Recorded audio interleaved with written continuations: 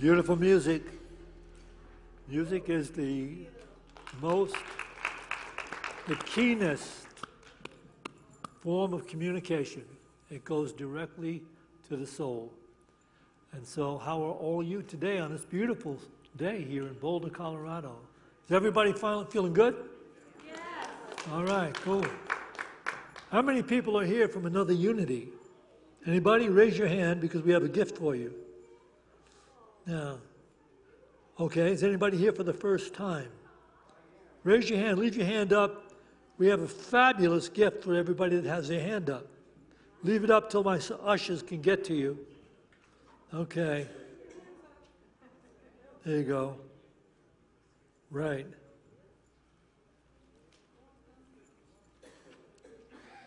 Right.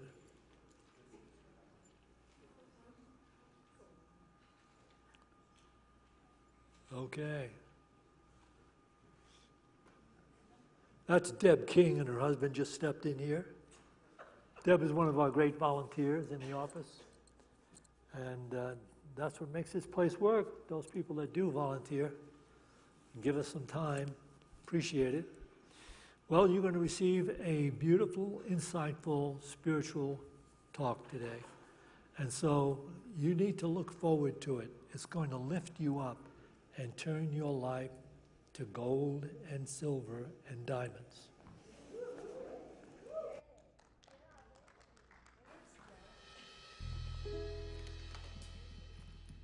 Good morning, everyone. Welcome to Unity of Boulder, everyone who's here in the room and everyone who's joining us online. We love spending time with you on Sunday mornings. I want to make an announcement about next week just to make sure everyone knows. We are doing a very special service. We're doing, all of us, most of our staff, Jack, Norma, Syntysche, and I, we're going to be out of town for Syntysche's oldest daughter's wedding. But instead of having a guest speaker, we really wanted to try something new and different and fun. And so we will be having a sound immersion bath led by Carissa Ayers, who does these healing baths all over town. They usually cost somewhere around $100 per person. We are not charging. This will be at 10. It'll go from 10 to about noon. There will be no 9 a.m. service and no regular 11 a.m. service. It will be in this room.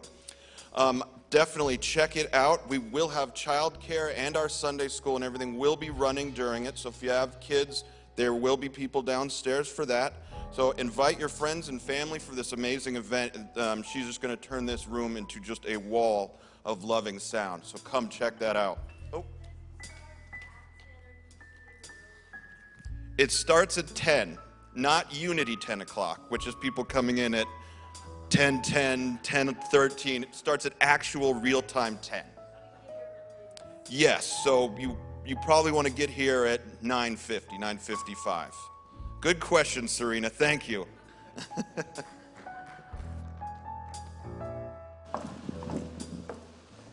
Good morning, everyone. Sorry for my stuffy nose. I think it's the fall. I think that's happening at this time of year. So we want to invite you to this moment in the service. This is our call to prayer. We have sheets in the pews in front of you where you can write somebody's name down if somebody's needing a prayer right now, and it's always okay to put your own name down. We don't do this process to change anything about God. What we do is we unify with that God is, that source energy that fuels and grows everything in our life, and we unify with that and recognize that we can have a realization of holy and healing things for others and ourselves. So we sing this song. This is Steve Sheet, actually. First, I want to invite you to him, and he's the head of our prayer partners. He's going to come down the aisle and collect those names, and they'll be prayed over in our prayer box here for 30 days, and then sent to Unity Village to Silent Unity for another 30 days. So he's going to go down, and we always sing this song. It's just, they say to sing is to pray twice, so we invite you to sing with us.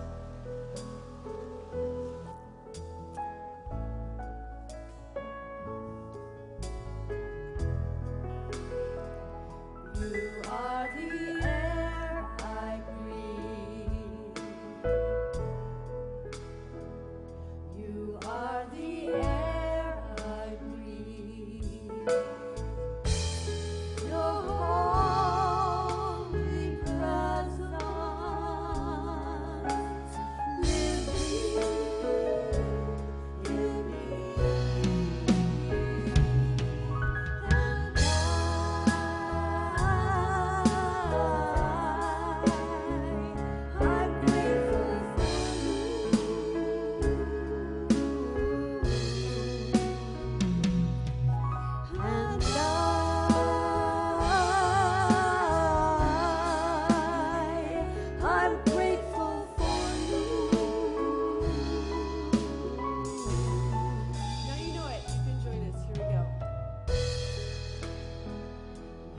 are the air I breathe. You are the air I breathe. Your holy presence living in me, and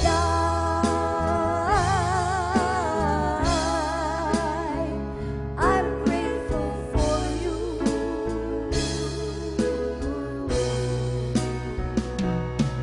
And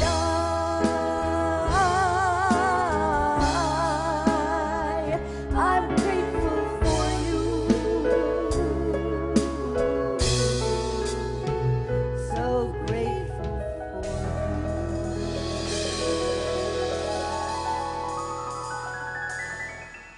And so it is. All right, we're going to invite the Unity Choir Entertainment Club up to do some joy singing. And you're all supposed to sing with us.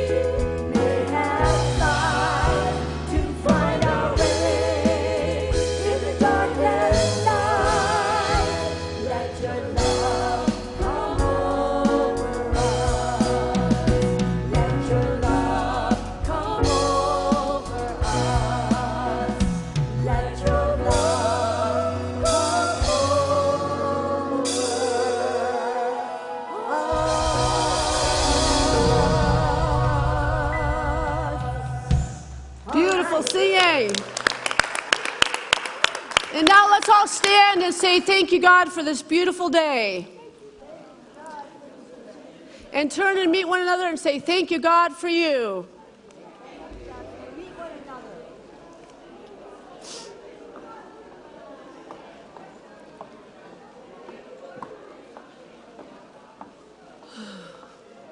Love you.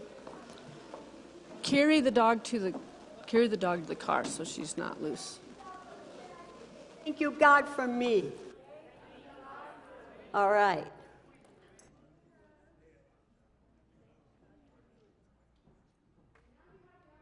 To listen to Julie Roberts. Come on up. This woman is an amazing soloist. Let's give her a warm welcome.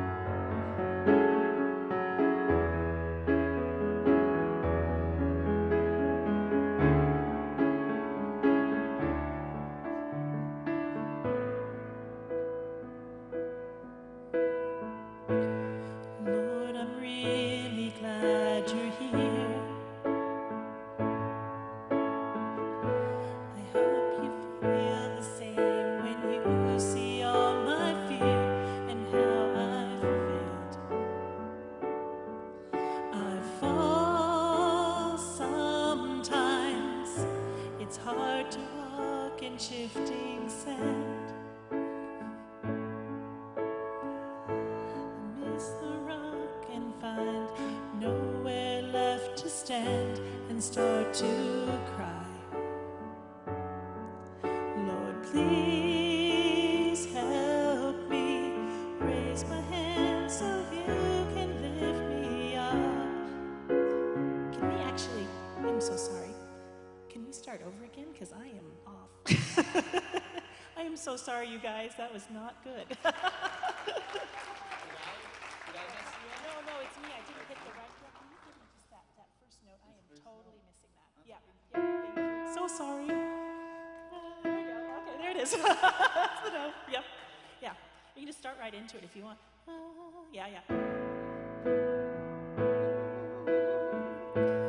Lord, I'm really glad you're here. I hope you feel the same when you see all my fear and how I failed. I fall sometimes. It's hard to walk in shifting sand. I miss the rock and find I've nowhere left to stand and start to cry. Lord, please help me raise my hand so you can lift me up. Hold me close, hold me tighter in the place of found where I can hide. It's safe inside your arms of love, like a child who's held throughout a storm. You keep me warm in your arms of love.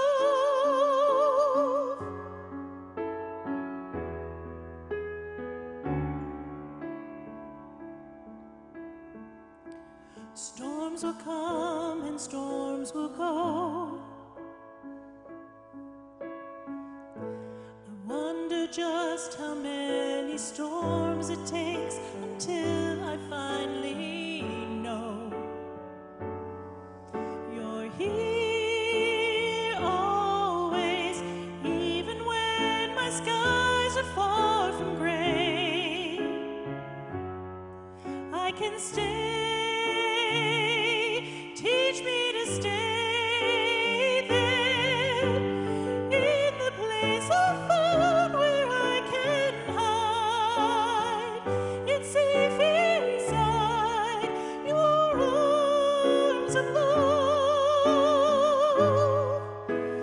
like a child who's held throughout a storm. You keep me warm in your arms of love.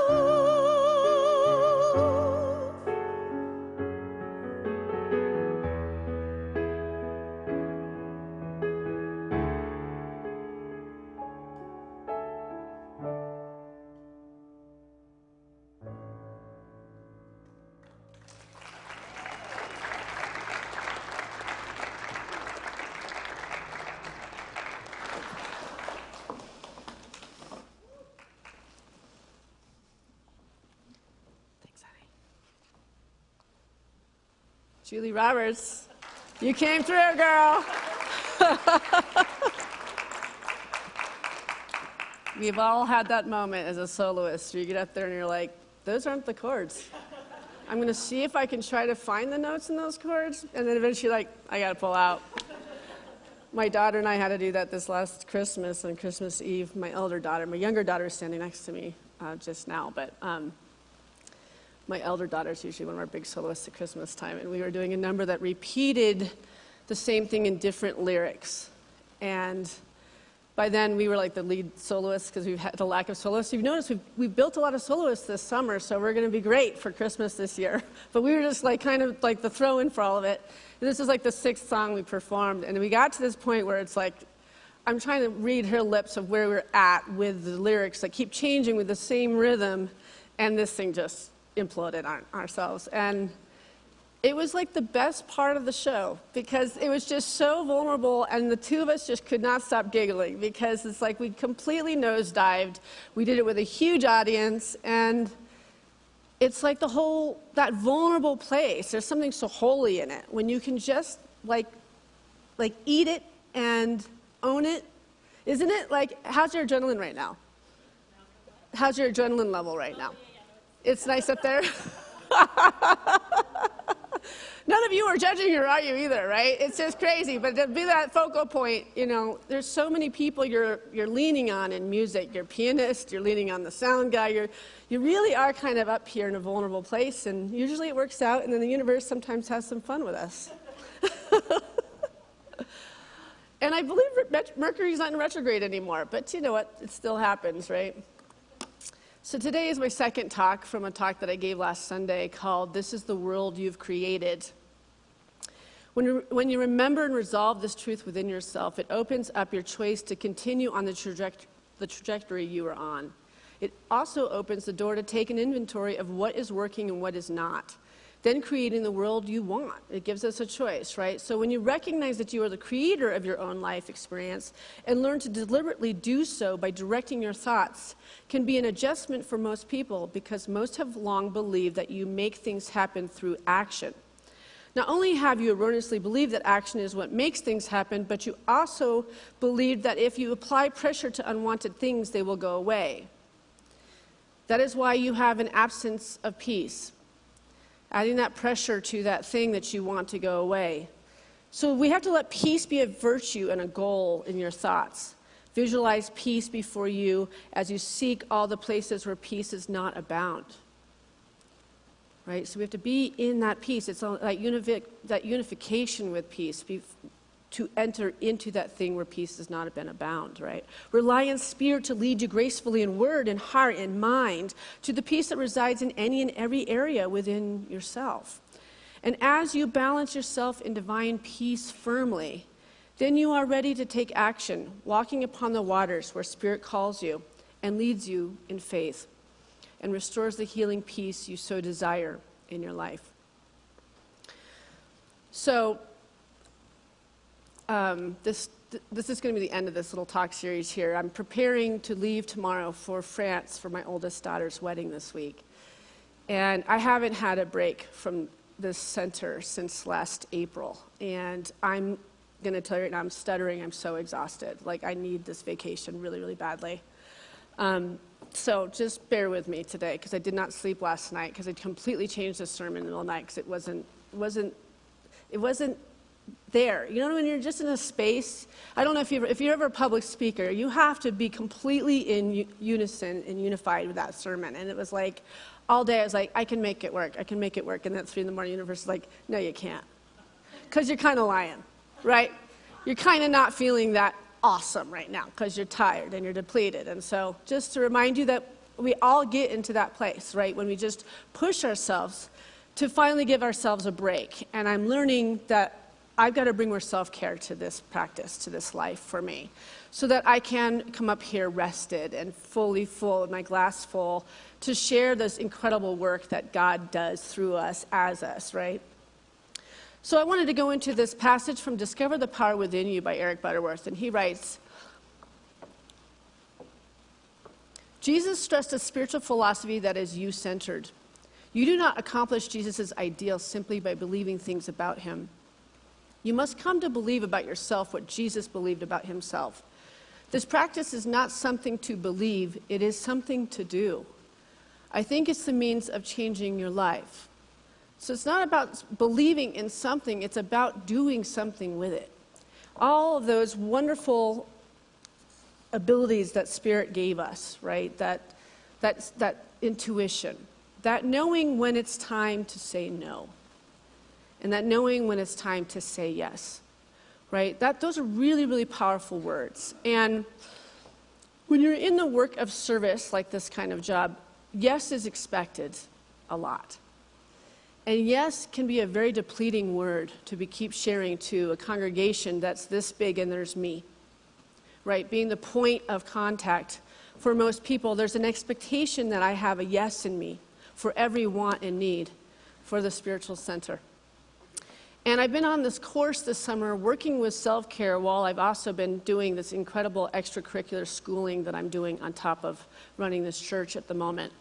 And it's kind of funny having the self-care piece where there's no time for me. And I'm just kind of in this funny place today. It's like, this is interesting. I mean, I've got the intellectual level of what self-care is.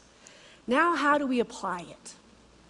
Right? How do we apply that to a busy life with teenagers in the house, with a congregation, with classes to teach, to take, to do, dogs and walks and parents?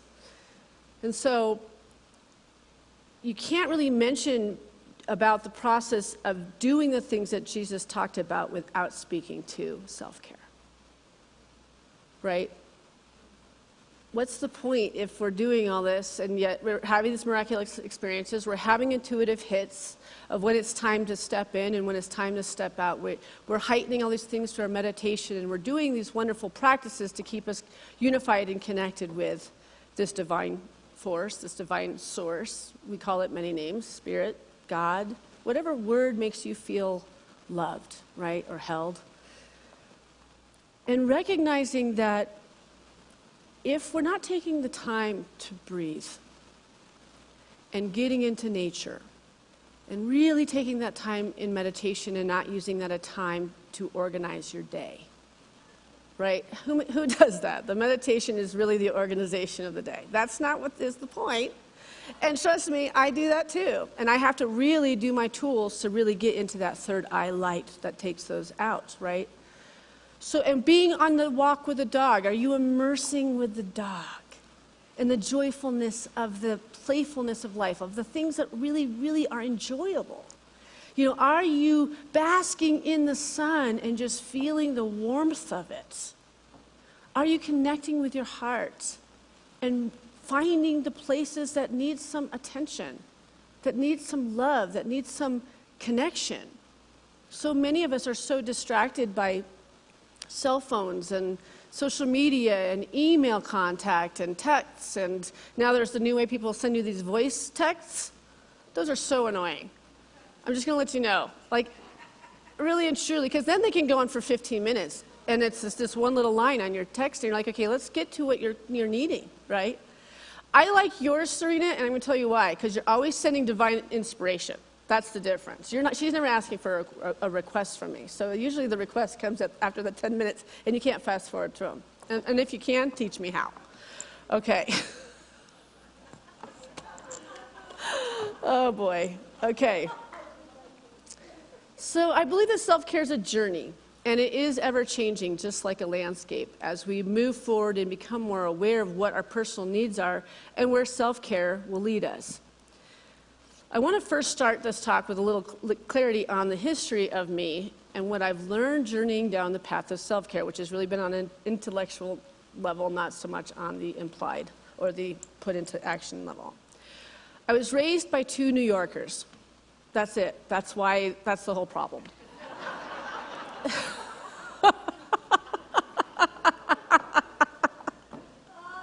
And really and truly, right? They were doers in the most radical sense. Self-care wasn't something they ever spoke about or emulated in any way, shape, or form. Self-care in what I received in my upbringing was self-indulgent and selfish. It was kind of an unspoken joke, like you can rest and take care of yourself when you die type of thing. Who can relate with that? Right? And I think it's for the old school parents, right? It was just like, you know, there's a laziness to it, like self-care. I mean, there were things that they demonstrated. Eat healthy and exercise was really big, and meditation, right? But there's so much more to self-care than those three things, right? So taking time to ponder, you know, the idea of, and reflecting back on what has created this speediness in my being that I feel like I have to conquer everything that's given to me. And it's not just by interaction with other people. It's just this almost this competition with self that I can prove to myself that I can do everything. Who has that? Yeah, see, I'm glad this is relating, because this is why I had to change the talk last night. This need to constantly prove that you can overcome and do everything is a sense, It's actually a low self-esteem thing. There's a need in us to make everybody like us, right? And so if we can't do all those things, then we see disappointment in others, right? And that whole thing has to switch when it comes to self-care, because self-care is an inner reflection with self. So we got to learn where that speediness is coming from, that unconscious thing that says you have to get this all done, and then you can give yourself the break. Right? Who has that? You have to get all this stuff done, and then you get yourself the break. And by the time you get your break, you're sick, and you can't enjoy it. You're on a trip with the flu, right? Who's had that? You've pushed yourself so far to be like, now I can take 10 days off. Right? That's where I'm at today. That's why I had to change it, because I was like, why didn't I take this Sunday off so I could just be doing laundry, getting the dog's food ready, getting everything ready so I can get on a plane peacefully, right? But it says like, well, no, maybe this is what the universe is saying. Share this. Share this with others, because if some of you don't have this issue, then you probably have a friend or a family member that does have this kind of, limited things. We always talk about limited thoughts, limited words, limited mindsets, all these ways that are, subconsciously ruining our lives. But when you really think about self-care, it's all of the above also, right? It's about the mind, it's about the body, it's about the spirit. It's about the homeostasis in peace and presence. It's about deep rest. It's about pleasure. It's about great food. It's about great time with friends. Right? I'm sure I've just hit a couple that are like, yeah, I could probably use a little bit more of that, right? So I bring up the fact that I bring up my childhood, and I'm not putting my parents down. They were from an era that was like that, and they were also both from families that were doers, right? So it's just kind of this generational thing that's passed down, right? So I'm bringing up that they had this way of self-care, which is non-existence, from this unconscious, limited deliverance. They didn't realize that me and my brothers would witness this, but if you saw who my brothers are and who I am, we're all geared this way, right? And so I'm thinking now that I'm on my second half of my life, this is the time of reflection. I have a daughter getting married. Like, how did that happen? My second son just graduated from high school, and now I have one baby left, and she's 16. Like, where did all that time go?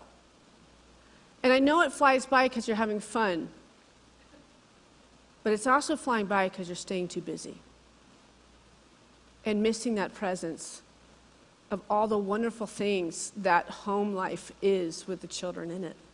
I say this to the younger parents because, we always say that to people when you see them with their little babies, we say it goes by so fast, like you really, really, and you know that they don't take it in because I watched this TikTok the other night where this woman was holding her baby that's screaming and crying, and she's trying to feed the 2-year-old that's screaming. So there's a little baby, she's trying to nurse this one, they're both screaming. And her mother in the background is going, you're gonna miss this. You're gonna miss this. She had this whole song about how she's gonna miss it. It was awesome. It was like exactly what you really can't wait till that phase is over when you're in it, man. You're so tired. But we miss it because we don't bask in all those moments where there's sweaty little sleeping things in your arms, and it's just so adorable, right? You're gonna miss this. When you have 2 screaming kids, you're like, this is what is living, right? So setting healthy boundaries is one of the things that's been the greatest teacher for me in the process of self-care.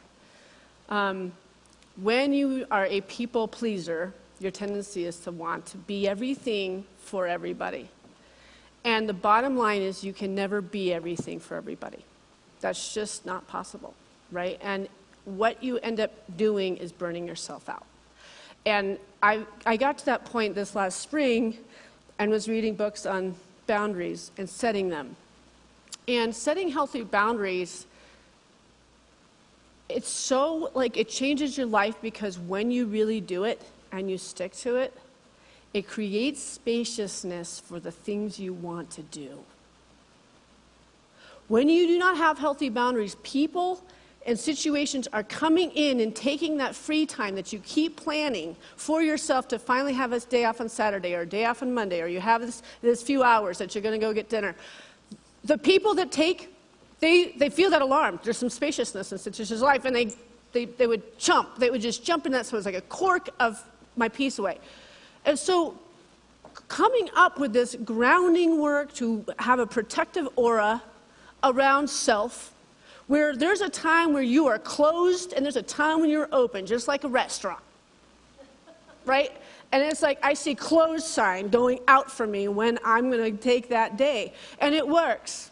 And then the ones that have always pushed past, they're going to test it, and they're going to test it, and they're going to see if you're going to break that boundary. And it's hard. And they're going to talk about you. And they're going to say things about you, like you're egotistical now, or all of a sudden, Syntysche certainly changed now. She used to be so warm. She used to be so available. And then all of a sudden, you see there's less wrinkles on my face. Right? So you have to be kind of battered by the takers, because they probably have really good boundaries. That's the weird thing, is the really good boundary people step over your boundaries. That's why they keep asking you. It's very, very interesting. I learned a lot with the boundary thing. So being in this situation where I'm looking and questioning, what are boundaries? What is the point in them? So we have to start asking ourselves in the meditation, instead of going through our script of where are we going to get our coffee, what is our first meeting, when we're going through, instead of in that meditation checking in with self. What is it that I need from a deep feeling place? What is it that I need? And it might not come to you so much in like words or visions. It might be just a feeling, a spaciousness that shows you and allows you, that's going to divinely start guiding you to what is going to be more self-caring in any situation, right? So this wonderful minister from Unity says this: no and yes are complete sentences. Let's take that in. No and yes is a complete sentence. That's the tough one, right? Yes is easy. Well, I don't know. It's always been easy for me. But no has been the one that's kind of almost like a bad word off the list. Self-care is about tending to life balance, covering 6 areas: physical, psychological, emotional, spiritual, personal, and professional.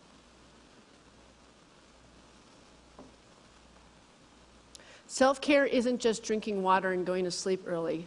Self-care is taking a break when things become overwhelming, saying no to things you do not want to do, allowing yourself to cry, asking for help from those around you, doing things that make you happy.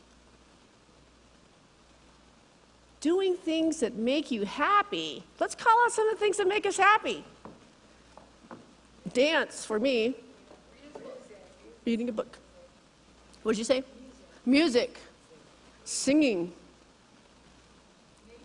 Nature. Your dog. My dogs, too, I agree. Laughing, yes, Bonnie. Hot springs? Hiking. Right, so basking. When's the last time you had a really good long hug with somebody? Right? Just a really, like, where you're not in a hurry to get out of that hug. Like, I'm not a big hugger. I'm just kind of not, because I was raised again by 2 New Yorkers. They ruined everything. No. And I have a girlfriend that has been my friend since we were 12 years old, and she always says that I'm not enough of a hugger, and she's 6'2", and so she loves to, whenever she leaves me, take me into an embrace where I'm like held hostage. And it used to drive me nuts, because she thought this was the funniest thing, just holding me tight, girl. You're going to come in for a good hug here. And now I just sink into those. I love those hugs. We've been friends for 30 years, and all along I just thought she was joking. Like that was just like to make fun of me. But really and truly, when I started to sink in them, she sunk in them. Just those basic things in life that we take for granted and can really change the serotonin in your brain. Just a hug. It's amazing. So, the self-care point is to look at the psychological, physical, and there's different phases. It says this in the Bible. In Ecclesiastes 3:1-8, it states, to everything there's a season. and a time to every purpose under the heaven, a time to be born and a time to die, a time to plant and a time to pluck up that which is planted, a time to suffer and a time to heal, a time to break down and a time to build up, a time to weep and a time to laugh, a time to mourn and a time to dance, a time to cast away stones and a time to gather stones together, a time to embrace and a time to refrain from embracing, a time to get and a time to lose, a time to keep and a time to cast away, a time to rend and a time to sow, and a time to keep silence and a time to speak, a time to love and a time to hate, which I don't like that passage. I think it's or where experience where love is hidden, a time of war and a time of peace. So you see this yin and yang, that all of the experiences are part of this life, all of it. But when you see a consistency of the speediness of not taking care of self throughout all those seasons and times, then there's a real problem here. There's a real miss, right? It's saying sometimes you're going to be given stuff and sometimes they're going to be taken away. But if you're never really revisiting this self-care, this self-love, this consistent love that exists even in the storm, even in the eye of the storm, that there's still a self-caring, and there's never a sacrifice of mind, body, and spirit, regardless of what's going on in our lives, whether we're going through a loss or we're going through a divorce, or that this becomes the foundation at which you show up with God in you. Where you show up with God in you, right? So this Bible quote is referring to life and the beauty and the challenges it presents to us. So self-care is a gentle practice that should be applied in life where and when it's possible. There are times in our lives when we have more life balance than others. We know when we have small children raking in the middle of the night and possibly working a full-time job, or you have teenagers with aging parents with needs. In order to implement self-care into our lives, it will look different for everyone, and it will change through the many seasons of life. And there's nobody that can tell you what you need besides your own self, besides your heightened awareness, and besides your intuition. Right, and so that's the thing. I mean, people might speak to self-care and reflect to you what you need. That's never going to work. It's really in your own divinity. You have the free will to find that which your soul needs this lifetime, right? So there's self-care for emotional happiness, physical goodness, spiritual awakening, mental health, right? And all of these things can be achieved if we take the time to really sit with all these different areas of being. Right? For me, while I've been doing this study, I got a cleaning person that cleans my house once a month. Right? Because I always wanted to prove to my kids that I could keep a perfect house, and I can have all the groceries in the fridge, and I can make all the meals, and I can run a church. Right? And not ask for help. Right? And who was that for? Who was it? They never noticed. They didn't care. They appreciated a clean house, but they never said thank you. Right? Teenagers don't care. I'm still trying to say to myself, I'm good enough. I'm woman. I can do it all. Right? And in the back of my head, I'm resenting my kids. I'm resenting the fact that they just messed up a room after all of this. So it's these kind of little changes. When my daughter gets out of high school, I call her and I say, this is the grocery list. Can you pick up the groceries?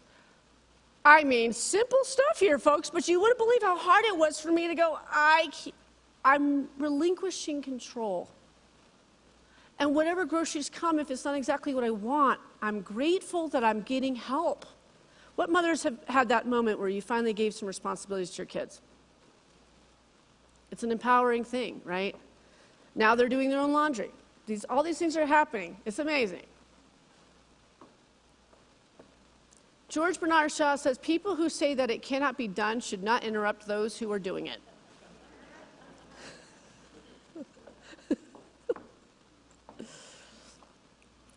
And it's about heightening intuition. It's about connecting with soul. It's about looking at your dreams. I've had so many interesting dreams this week, kind of thinking and pondering this idea. Watching my daughter, preparing to leave for France and get ready for this big wedding that she's been preparing for a year, and we all have been. And she's had no problem with self-care. something, I think the reflection of my harriedness created a girl that takes such good care of herself, even to a level that I would be like, ooh, borderline selfish. But it's okay. I'm merely observing and I'm not judging. Right? But it's how we do learn things. You might go down the same path as a parent or a spouse and not in this way, or you might cut the cycle. And she's definitely cut the cycle.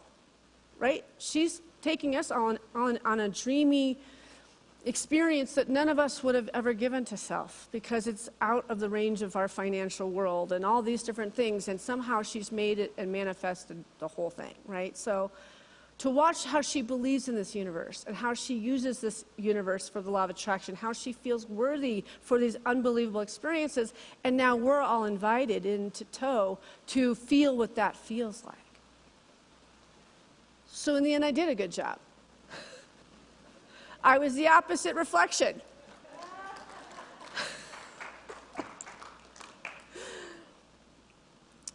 So your intuitive self knows what you need, just as in Matthew it says, your Father knows what you need before you ask him. And let's just take the hymn out. Let's just, before you ask, period. The universe knows what we need, and the universe will guide us to what we need if we take that time in meditation and recognize that there's a greater part to the self-care aspect, which is to create boundaries where we say no is an act of cultivating self-love. Can you imagine, like, when you have that feeling like you said no and that person looked so disappointed that you weren't willing to come up to it, that is an act of cultivating self-love. When I read that, I was like, okay, that's so true, because now that I have the spaciousness, I'm finding time to go get coffee with friends. I'm finding times to take a day where I don't have to get dressed up and come in here and do a counseling session. I'm finding times that I'm turning my phone off and I'm trusting the universe that there's going to be no emergencies in the congregation, right?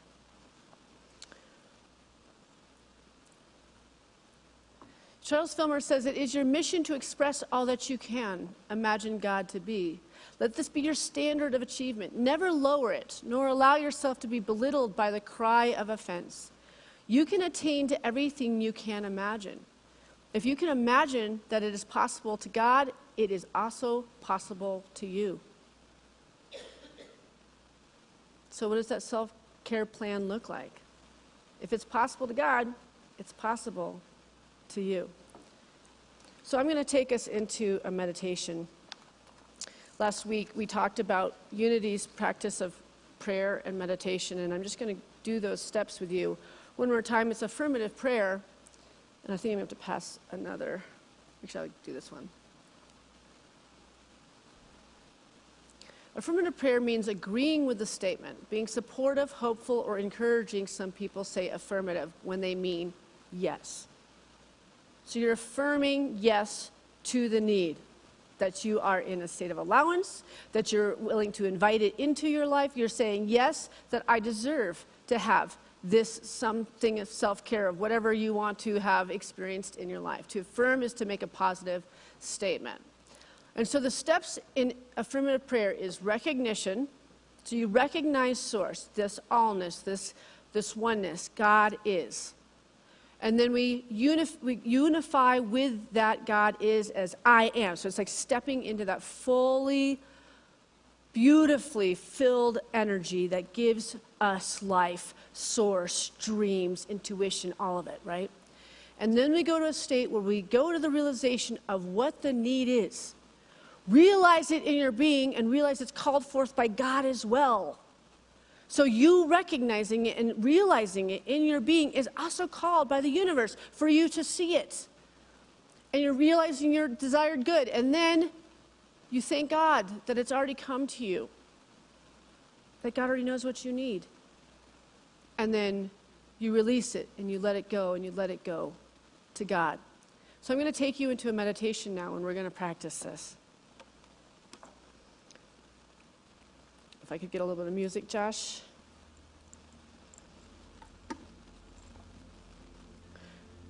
So I'm going to invite you to join me in this inner check-in. Let's close our eyes and take a deep breath in. Out with a ah. And again. Ah. And one more time. Ah.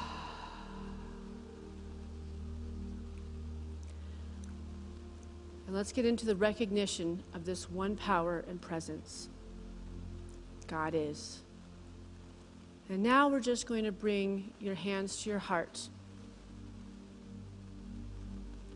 as an application of ourselves unifying with the I am. And feel this basking, loving presence, this universal source, this universal love moving in and through your being.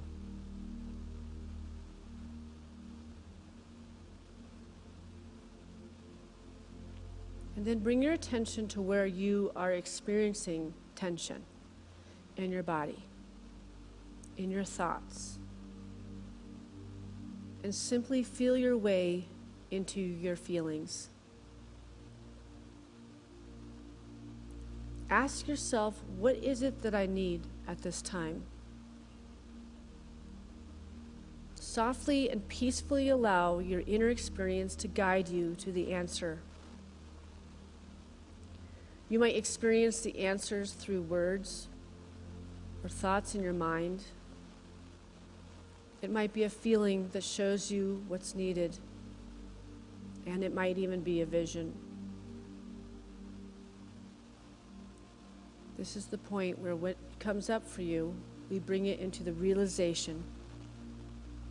This is what's needed. Speaking into reality your desired good.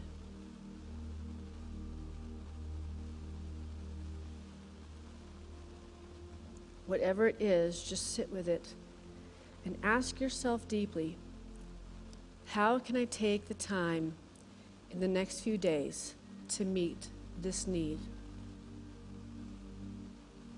And take time to address it with self-care in that area. Remember that tending to oneself is a demonstration of self-love. It is a practice of showing up and tending to oneself the way you are so often asked to show up for others. And by making this check-in daily and acting on the need, you are embodying your innate Christ-light nature. And so we say, thank you, God Spirit. I know it's already coming and I'm so grateful. And then we release it and let it go in our faith that the universe is going to take it from here.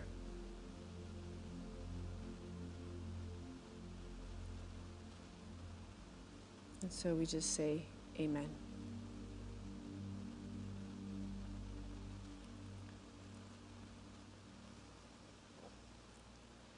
And I don't know if you felt it when you put your hands on your chest, but did you know that when you put your hands on your chest, it has the exact same effect on your brain as a hug, a long hug with another person? So when we're feeling like we're kind of like falling off a cliff and we're feeling like there's no net to catch us, that to just breathe deeply into your heart, everything, every answer to every question you have lives there, right? And before we go into the offering, I just want to do a little call to action and remind you of what we covered today. So this is a good one to bring into your week this week. Saying no and yes are a complete sentence. And see how people react to it. It's quite silly. It's quite fun. Get a partner in this. Have a friend that's doing it too, so you can have a little bit of a giggle session when you do your first no in your life. You'll watch how they'll twist around and they'll find their way back to try to get you to yes. This is a reminder that putting boundaries in place is an act of cultivating self-love.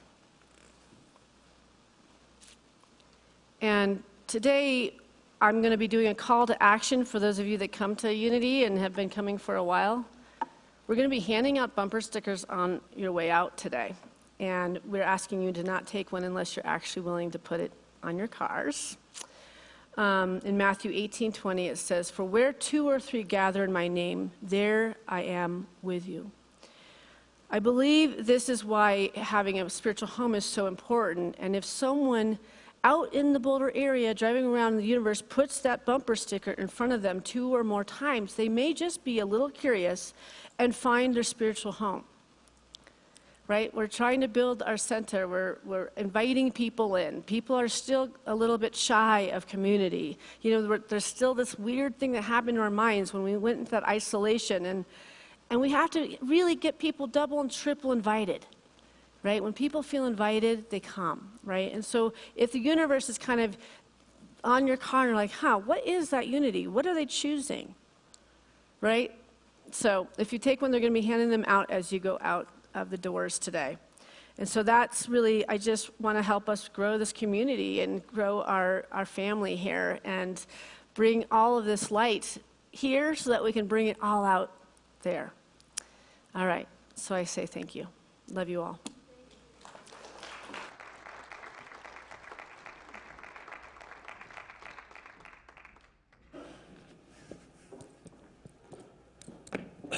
Well, another talk about self-care. But what I did do is I arranged for the 10 days that we're going to be in France for Syntysche to do the laundry for an orphanage over there for all 10 days.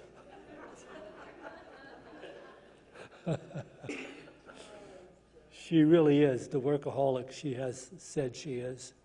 And she got that not from me because I'm a New Yorker. She got it from Norma, who's a New Yorker. I'll tell you a story. When we have Easter productions, when we had the children were very young, we would have to be at the church at 5:30 in the morning. And we had a lot to do to set up props, sets, all this stuff, and then do a rehearsal before the show and all of that. 5:30 in the morning is pretty early. And Norma would always get up at 3 in the morning and hide Easter eggs. And I tried to say, you don't have to do that. I mean, the kids aren't even going to remember that at all. And so, but she would do that. So she is the workaholic that did all that stuff that Syntysche is talking about. I was very calm. I was always self-caring. So now that you know how to take care of yourself, you have an opportunity to give back and take care of this church here in Boulder that has shared the truth for over 50 years. And that's for you too that are watching this live stream. You can scroll down, find a way to tithe and support this organization, that we can continue to support the truth that makes us free. And with that in mind, let's bring our gifts into our hands and bless them with this offering prayer. Divine love, through me, blesses and multiplies all that I have, all that I give, and all that I receive, because I give. And so it is. Oh, we have the opportunity to listen to Julie share her incredible music with us once again.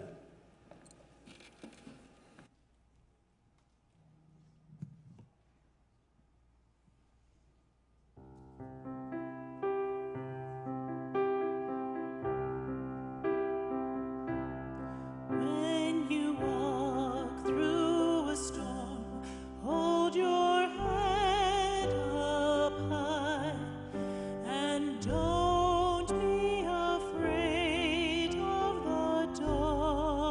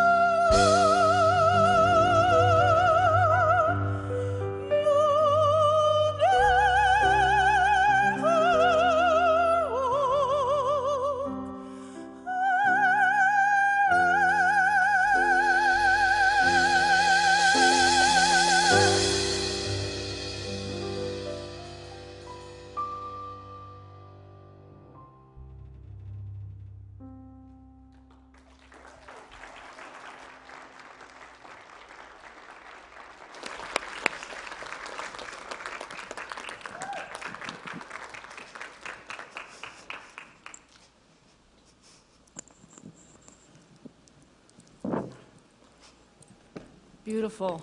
Oh my goodness. Chills. Some ethereal notes there, huh? I used to sing like that Yeah, I know. before the accident. Beautiful. All right, well, we want to let you know that we have prayer partners available to you if you're facing a challenge today. There's over here. When we complete the service, you can stay seated in your seat, and they will come and find you and pray with you. And I'm not going to have a discussion group after this service. I have to start the process of getting my family out of the country. So we got lots to do. Yes, we do. We're excited all to do it, too. So let's rise and let's circle up around these two center pews, and we're going to sing Let There Be Peace on Earth. While we're doing that, give your attention to the problems taking place in Israel and Gaza. Send peace into the minds of everybody. Here, come join us.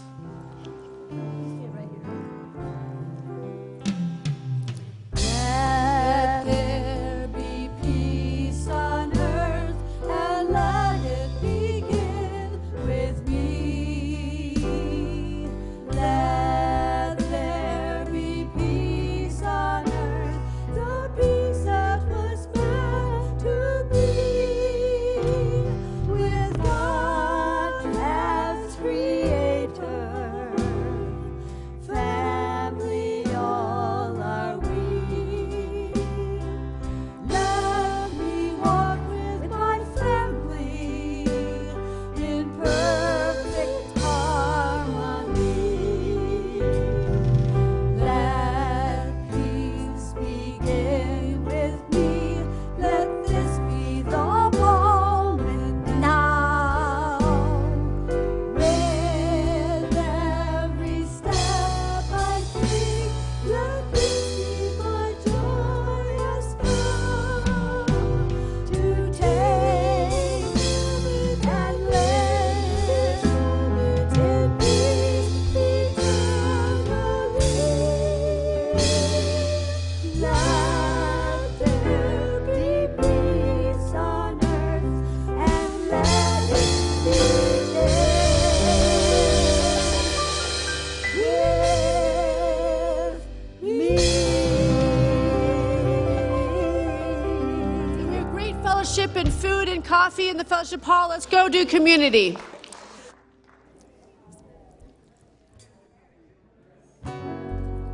I release and I let go.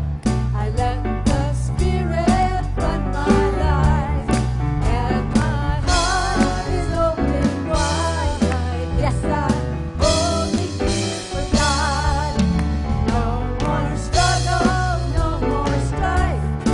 With my faith, I see the light. I am free in the Spirit. Yes, I'm only here for God. I release and I let go in the Spirit. Run my life, and my heart is open wide. Yes, I'm only here for God. No more struggle, with my faith, I see the light. I'm free in the Spirit. Yes, I'm only here for God. Let's hear you. I release in the Spirit, and my heart. Yes, I'm only here for God. No more struggle.